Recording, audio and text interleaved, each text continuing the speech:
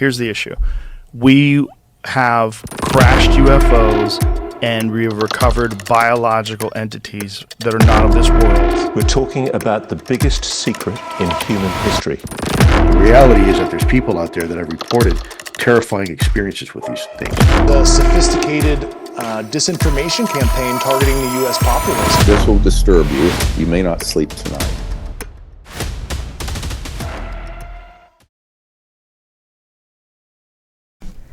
In 2004, Commander David Fravor, a seasoned Navy pilot, was on a routine training exercise when he saw something impossible. An object moving erratically, defying physics, then vanishing. No sonic boom, no heat signature, just gone. 60 seconds later, it reappeared 60 miles away. Experiencer reports do not detail accounts of the beings associated with these craft being interested in taking our natural resources or labor. Instead, the beings display more interest in our culture, spiritual views, and interactions with one another and our world. They leave experiencers shaken, confused, and sometimes with messages to tell the world. While the phenomenon was previously relegated to the fringe, it is becoming more and more acceptable to talk about the reality of the experiences people like David Fravor have been having. The reality of the phenomenon has reached as far as Capitol Hill. So, what are we dealing with? And more importantly, what do they want? Cases like Fravor's, I contend, are not evidence of visiting astronauts, but of a long-running, subtle spiritual phenomenon that attempts to rewrite our cultural values. First, we'll look at cases of historical high strangeness. Then, we'll look at the theories of researcher Jacques Vallee and Harvard psychiatrist John Mack, and then finally ask what it all means for our picture of reality.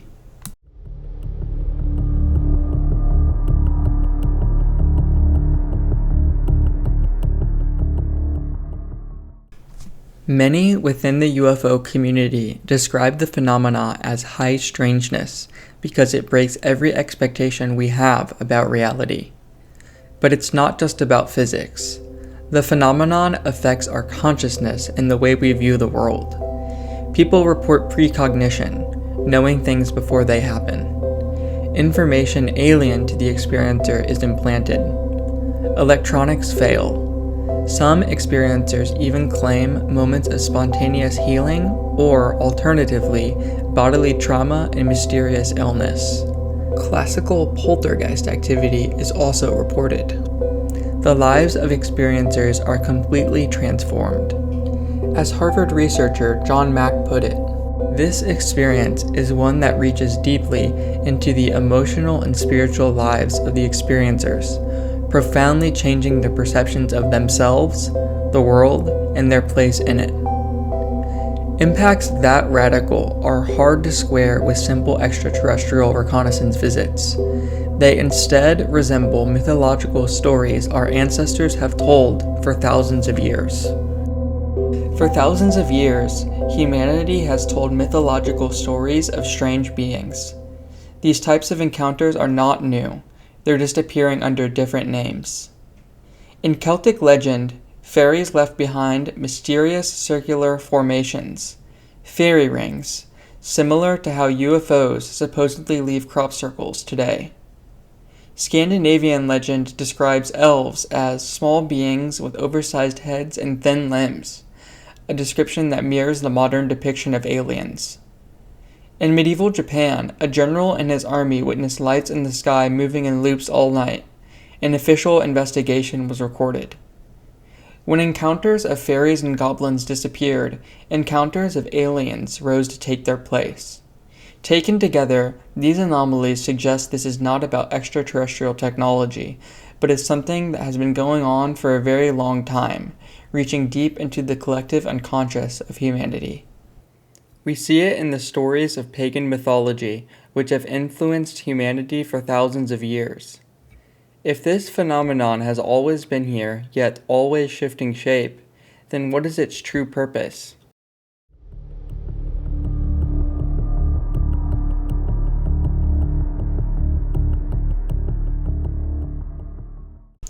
For those who experience alien phenomena, reality fractures and they're left to pick up the pieces.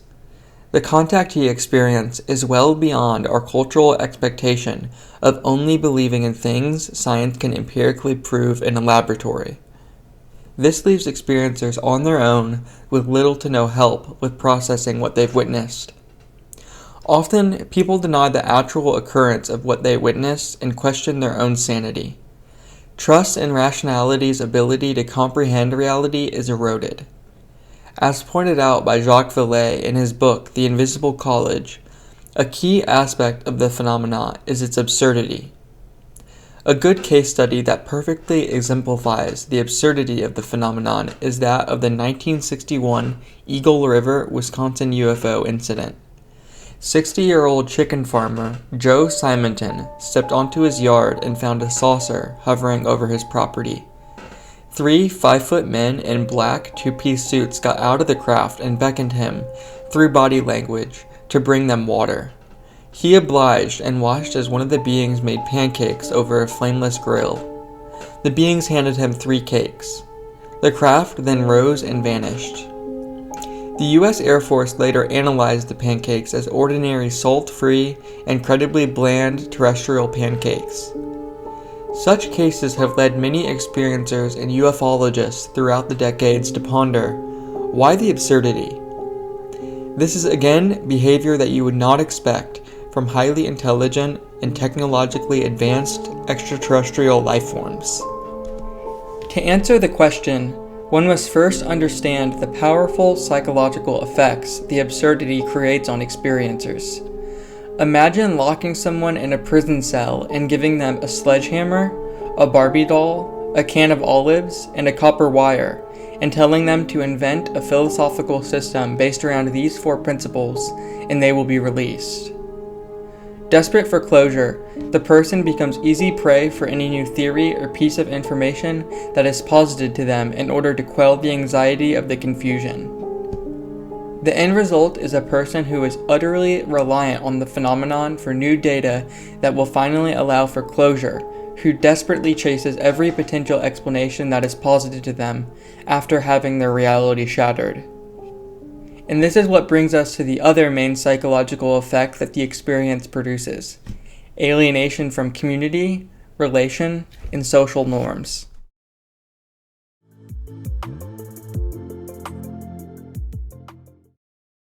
John Mack was the head of Harvard's psychiatry department and logged hundreds of hypnosis sessions with supposed abductees.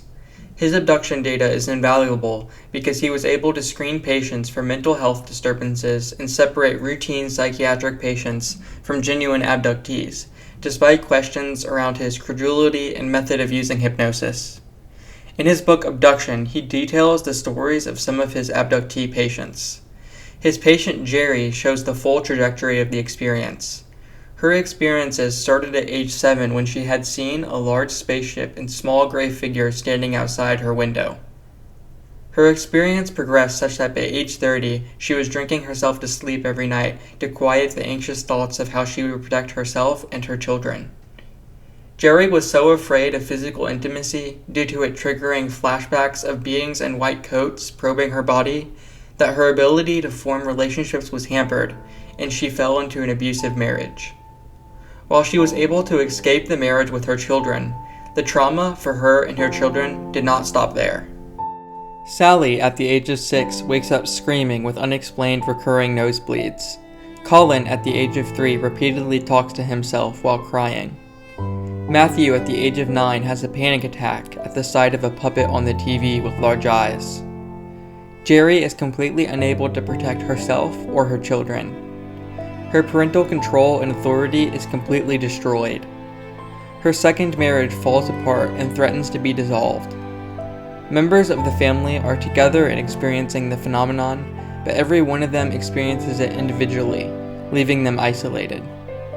Desperate for community, the family seeks out a spiritual community at church, only to be turned away by the parishioners after they hear about the experience the family has been having. While this is a singular anecdote, it fits into a broader pattern.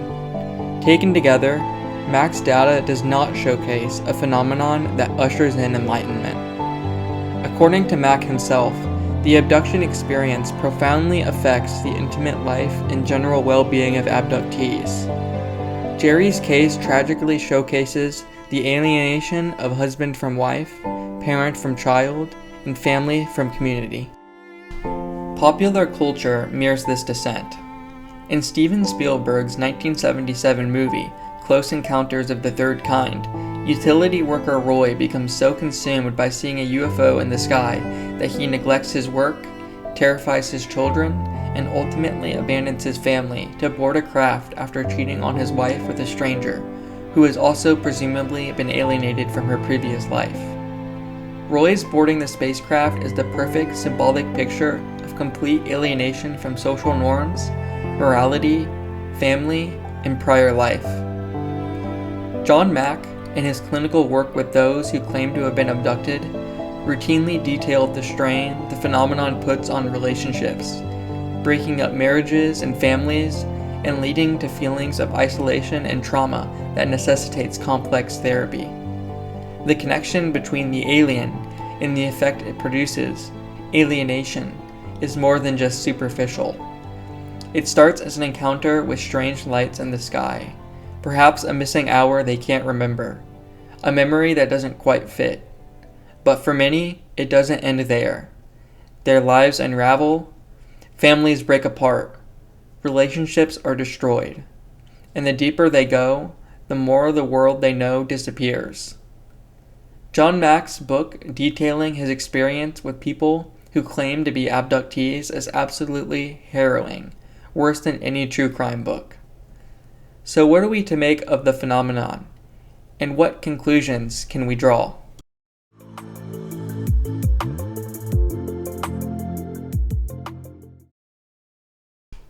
If the main effects of the phenomenon are cognitive disruption and social fragmentation, our antidote must be disciplined reason using frameworks that have brought humanity success over the millennia.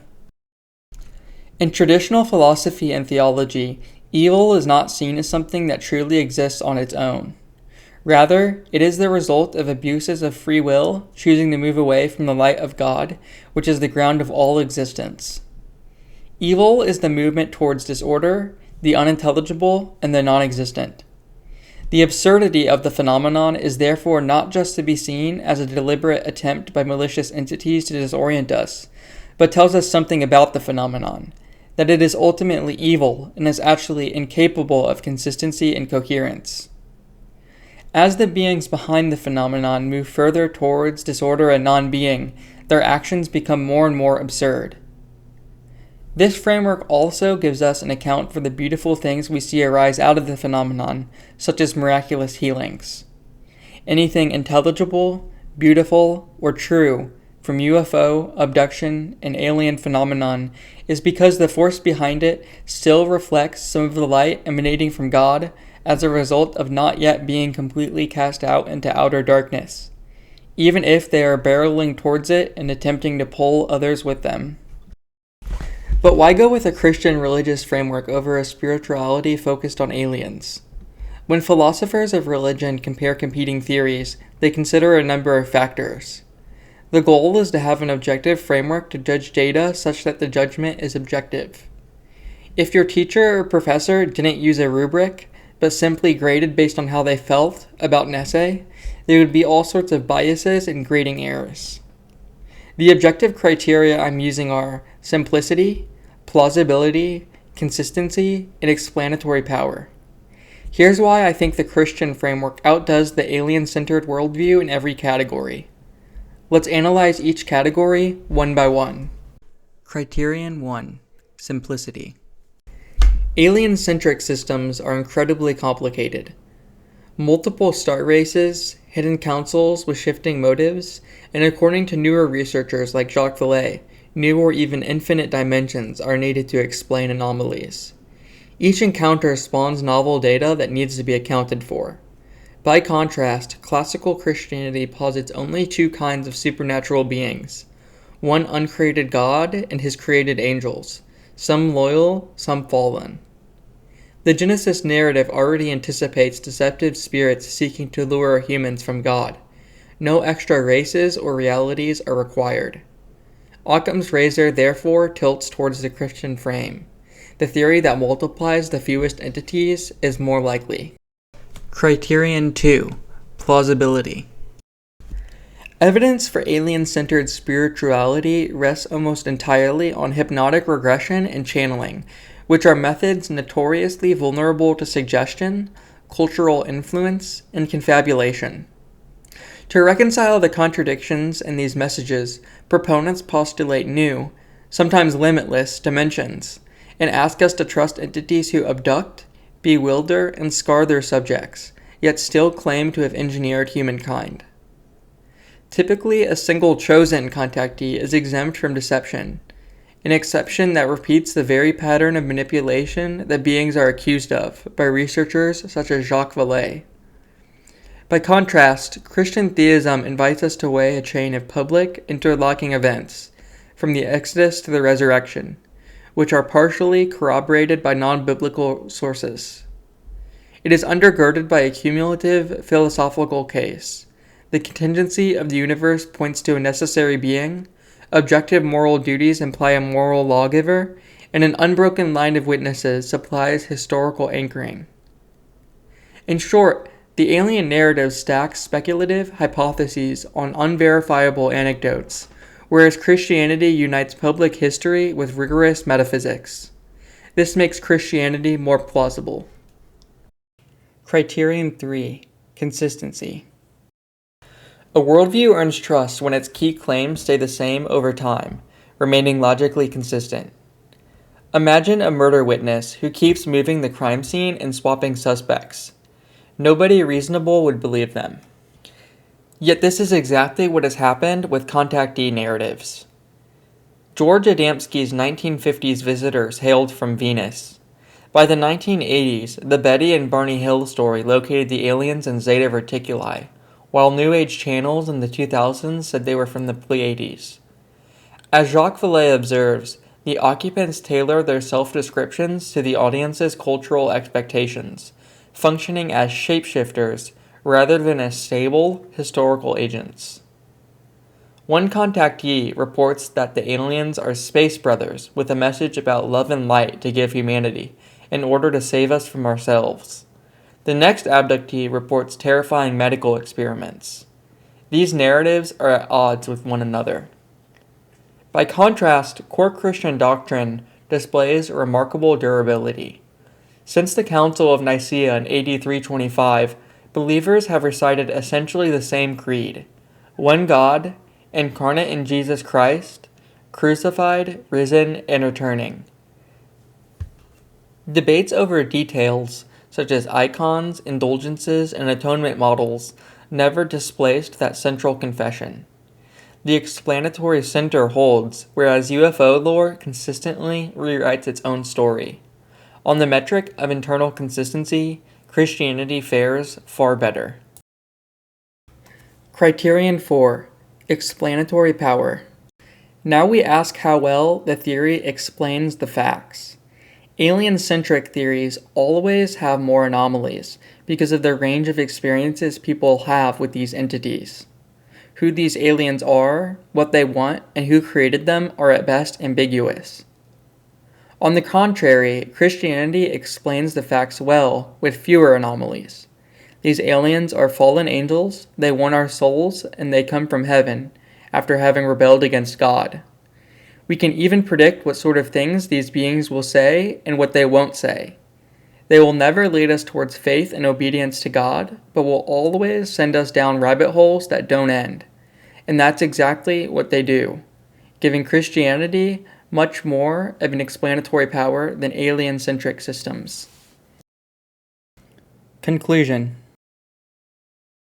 Overall, the feeling of interest in the phenomenon many have is one that comes from a longing for more, which can be more fruitfully actualized through orienting our interest towards the highest good, God, and not entities that cause alienation through complex narratives and experiences that are ultimately implausible, inconsistent, and vague. Following the framework Christianity provides is not a sign one lacks an imagination, as some alien philosophy practitioners claim, but is a sign that someone values a stable framework that provides meaning, community, and guidance. Following your emotions and vibes may feel good at first, but it will end in slavery to fear, pride, vanity, and superstition, whereas devotion to God creates true freedom. Ultimately, these entities cannot offer us anything substantive, because what they are offering us is to join them in their regretful march towards non-existence, as they themselves erode away by turning away from God. And if we join forces with them, we could follow them to their destination. But if we follow God, have faith and obedience to His revealed will, we can build relationships, communities, we can lift up those around us, we can transcend our own brokenness and ultimately see the kingdom of heaven through glimpses in this life and in its fullness in the next life.